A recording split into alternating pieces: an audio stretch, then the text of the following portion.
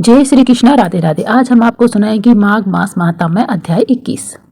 अपनी कथा शुरू करने से पहले हम आपको बताते हैं गणेश गायत्री मंत्र के बारे में। गणेश गायत्री मंत्र का जप बाधाओं से मुक्ति के लिए होता है। गणेश गायत्री मंत्र इस प्रकार है। ओम तत्पुरुषाय विद्महे वक्रतुंडाय धीमहि तन्नो दन्ति प्रचोदयात्। ओम तत्पुरुषाय विद्महे वक्रतुंडाय धीमहि तन्नो दन्ति प्रचोदयात्। अब हम आपको बताएंगे तुलसी गायत्री मंत्र के बारे में। तुलसी गायत्री मंत्र का जप विष्णु जी को प्रसन्न करने व परमार्थ की भावना जागृत करने के लिए किया जाता है। तुलसी मंत्र इस प्रकार है। श्री तुलसी विद्महि विष्णु प्रियाय धीमहि तन्नो वृंदा प्रचोदयात्।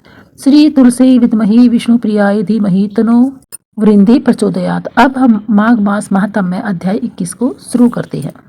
हमने अपने 20वें अध्याय में बताया था कि लोमस ऋषि ने तीर्थों पर स्नान करने के महत्व को बताया कि तीर्थों में स्नान करने से व्यक्ति कभी भी नरक में नहीं जाता और ब्राह्मण पुत्र का उद्धार कैसे होगा। वह नियमित रूप से अगर माघ मास में तीर्थ में स्नान करे तो लोमस ऋषि जो कि पिशाच बन चुका था उसका उद्धार हो सकता है और उन अप्सराओं का भी, गंधर्व कन्याओं का भी उद्धार हो सकता है।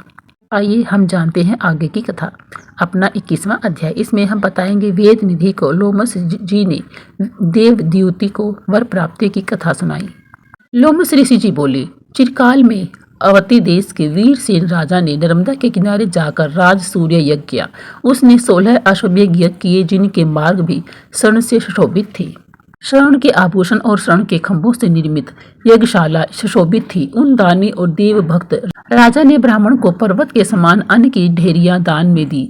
वह स्वर्ण और गौ का दान करता ही रहता था। भद्रक नाम का एक ब्राह्मण था जो मूर्ख व कुलहीन था। वह दुराचारी खेती करता था। उसने अन्य सब धर्म त्याग दिए थे। खेती से उद्यत हो जाने के कारण वह भाई बंधुओं से त्यागा हुआ, जीविका से दुखी हो भूखा प्यासा इधर उधर घूमता हुआ चल दिया और ज्योतिषियों के साथ प्रयाग में जाकर मकर संक्रांति में माघ महीने में 3 दिन तक उसने स्नान किया। स्नान के प्रभाव से निष्पाप हो श्रेष्ठ विप्र हो गया और लौटकर वही वापस आ गया जहां से गया था।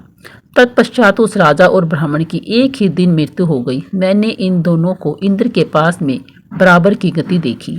तेज, रूप और बल, स्त्री, देवयान, अलंकार तथा पारिजात की माला आदि सब समान थे। इन दोनों के आगे नाच तथा गान भी समान ही थे। प्रयाग अक्षत्र का ऐसा प्रभाव देखकर उसका क्या महात्म्य कहा जाए। हे ब्राह्मण, प्रयाग में माघ स्नान राज सूर्य यज्ञ के बराबर होता है।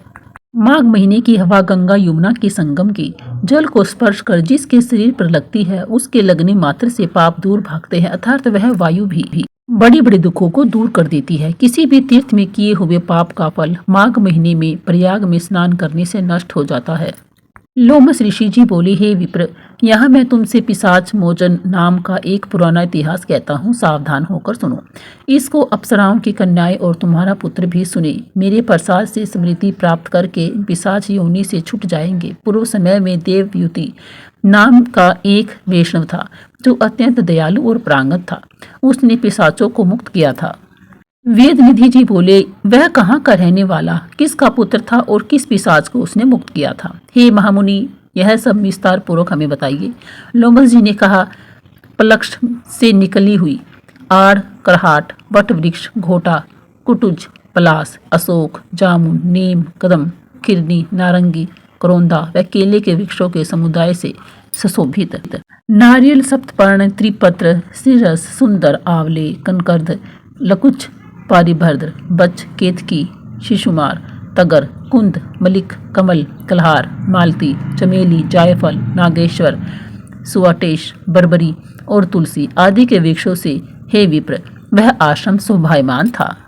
वही जंगल के बीच में पवित्र जल वाली सरस्वती नदी बह रही थी। वहाँ सारस मीठे स्वर से गूंजती थी, कोयल कूकती और भोरे गुजारते थे। तोता मैना के शब्द से बड़ा कोलाहल रहता था। वहाँ अनेक प्रकार के जंगली पशु विचरण करते रहते थे। वहाँ के वृक्ष फल फूलों से सदा लदे रहते थे। वह वन रजकण से धूमिल तथा मधुमक्खियों के पराग के छत्तों से पूर्ण था। नई नई मंजरी तथा पल्लव वाली लताएं वृक्षों से ऐसी लिपटी हुई थी मानो स्त्रियां अपने पतियों से आलिंगन कर रही हो। उस आश्रम के तपस्वी ब्राह्मणों के सांप के भय से सुगंधित वायु भी मंद मंद चलती रहती थी। मेघ पाषाण वृष्टि नहीं करती थी और सूर्य जल व वनस्पतियों को नहीं सुखाती थी। उसमें किसी प्रकार का कोई उपद्रव नहीं था। वहां सिद्ध पुरुष ही सदा रहते थे। वह वन चित्ररथ वन के समान आनंद देता था। उसी वन में द्विजवर धर्मात्मा देव द्युति सुमति ब्राह्मण का पुत्र जो श्री विष्णु भगवान जी के आशीर्वाद से पैदा हुआ था वहां रहता था। अब उसके नियमों को सुनो। वह सदैव अपनी आत्मा को स्थिर किए हुए गर्मी के दिनों में अपने नेत्र सूर्य की तरफ करके पंचांगनी से तपा करता था। वर्षा के समय में खुले मैदान में बैठकर तपस्या करता था। कठिन हवा चलने पर हिमालय पर्वत की तरह निष्कंप रहता था। वह विप्र हेमंत ऋतु पौष और माघ में सारस्वत सरोवर में बैठकर तपता था और शुद्ध जल का स्पर्श करके त्रिकाल संध्या उपासना करता था। पितर देव और ऋषियों को श्रद्धा पूर्वक प्रत्येक दिन तर्पण करता था। अग्नि में श्रद्धा से होम करता था। चंद्रायण व्रत को विधि से वह सदैव समय बिताता रहता था। नित्य ब्रह्मज्ञ करता था। सत्यवादी जितेंद्रिय था। पृथ्वी के ऊपर विश्राम लेकर भगवान हरि की विनती करता था। स्वयं वृक्ष से गिरे हुए फल और पत्तियों को ही भोजन करता था। बिना किसी प्रकार के उद्गिम हुए तपोनिष्ठ वेदांगों में प्रांगत उस ब्राह्मण की केवल नाड़ियों और हड्डियां ही दिख रही थी। इस प्रकार उसको इस वन में तप करते हुए 1000 वर्ष व्यतीत हो गए थे। तब उसके तेज से वह पर्वत प्रज्वलित हो उठा। वह अग्नि के समान प्रकाशमय दिख पड़ता था। उसके तेज को कोई प्राणी सहन नहीं कर सकता था। वह जंगल में चतुरता रहित व्याघ्र मृग चूहे बिल्ली सभी निर्भय होकर एक साथ विचरते थे। उसका दूसरा अति कठिन एक नियम था और सुनो। वह प्रतिदिन नारायण का त्रिकाल पूजन करता था। खिले हुए सुगंधित अछूते 1000 फूलों से वेद सूक्त की विधि से विष्णु भगवान का पूजन करता था। वह विष्णु भगवान की प्रसन्नता के लिए सब कर्म करता था। नतीजी ऋषि के वरदान से वह श्रेष्ठ वैष्णव भक्त हो गया। एक दिन वह वैशाख के महीने में एकादशी के दिन आनंद मग्न होकर भगवान की पूजा करके विचित्र स्तुति करने लगा। तब भगवान हरि उसकी स्तुति से अत्यंत प्रसन्न होकर चतुर्भुज कमल नयन आभूषणों से शोभित मेघवर्ण गरुड़ पर आरूढ़ उसके सामने प्रकट हुए। उनको प्रत्यक्ष अपने सामने देख उस ब्राह्मण का चरित्र शरीर रोमांचित हो गया और प्रसन्नता के आंसू आंखों में भर आई। उसने अत्यंत कृतकृत्य हो पृथ्वी पर गिर के उनके चरणों में प्रणाम किया और अत्यंत प्रसन्नता के कारण शरीर की शुद्ध बुद्ध भूल गया। तब भगवान हरि ने प्रेम पूर्वक उससे कहा, हे देव द्युति, मैं जानता हूँ कि तुम मेरे भक्तों मेरे ही आश्रित हो। तुमने सब कर्मों को छोड़ दिया। तुम्हारा मन सदैव मुझ में ही लीन रहता है। हे पाप रहित तुम्हारे स्त्रोत से मैं अत्यंत प्रसन्न हूँ। तुम वर मांगो।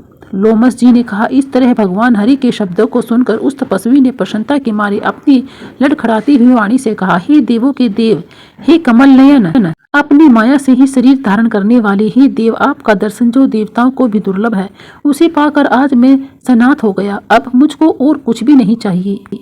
ब्रह्मादिक सब देवता, सनकादिक ऋषि तथा कपिलादिक ऋषि सिद्ध लोग आपका दर्शन पाने को सदैव लालायित रहते हैं।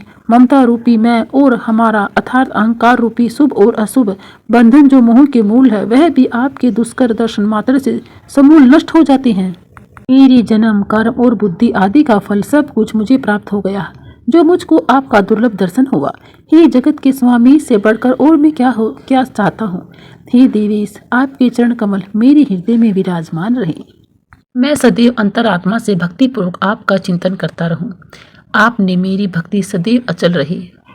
हे कमलनाथ, मैं केवल यही वर मांगता हूँ, अन्य दूसरा कुछ मुझे नहीं चाहिए। से उनके प्रिय वचन सुनकर हरि भगवान ने प्रसन्नता पूर्वक उससे कहा, हे द्विजवर, ऐसा ही होगा। तुम्हारे किसी तप में कोई बाधा न होगी। जो मनुष्य तुम्हारे कहे हुए स्त्रोत को पढ़ेंगे उनकी मुझ में अचल भक्ति होगी तथा जो कुछ कर्म कार्य है वे भी उन सब में सांगोपांग विद्यमान रहेंगे और उन लोगों की ज्ञान में परम निष्ठा होगी। यह कहकर भगवान अंतर्धान हो गए। इस प्रकार माघ मास महात्म्य अध्याय कथा 21 यहीं पर समाप्त होती है। आगे हम अगली वीडियो में बताएंगे। बोलिए जय श्री कृष्णा, राधे राधे।